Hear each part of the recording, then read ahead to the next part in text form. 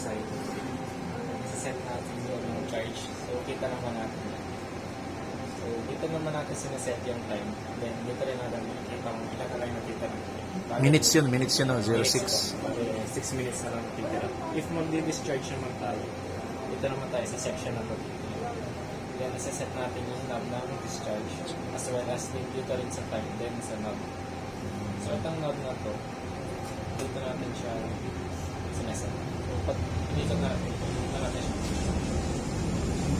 Yun na lang po kasi ito, makaka-training. Galing. Pwede na. Okay, thank you very much, sir. Matal na produkto ng ano, pag nagtuturo yung instructor. Ano mo yung may pera na, pwede nang dalhin kahit saan. Tapos, isipin sa park. Mayaman din naman. Matapang din naman yung kasama. Bigat. Sa gilid ka, babagsak ka. No.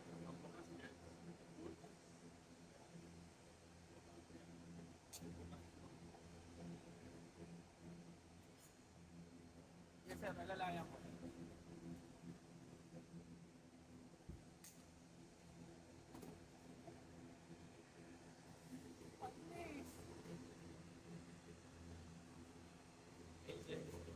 Kasi hindi mo alam na pag gano'n mo kumampas.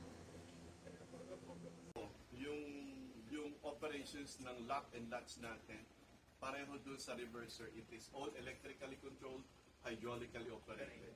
Ito naman, mechanically controlled ito to lock position, pero it is hydraulically operated.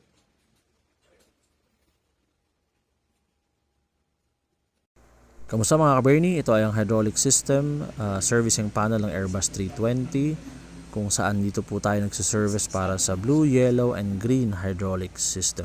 Meron po ito iba't ibang component para sa mas mabilis na servicing po ng ating hydraulic system. Ito po ay located sa left-hand side lower fuselage po ng ating aircraft.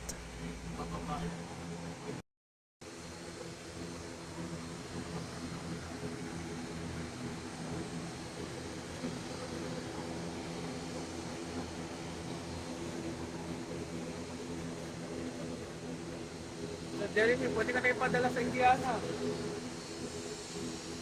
Doon, bukas ka ng pinto, sarado ka ng pinto. Kauli, sita. Cargo door, drip pin. Ano sa kabila? Yan sa kabila. Next time naman ulit. Yes, sir. Thank you, sir. Thank you, sir. Okay ba? Okay, sir. Panahal.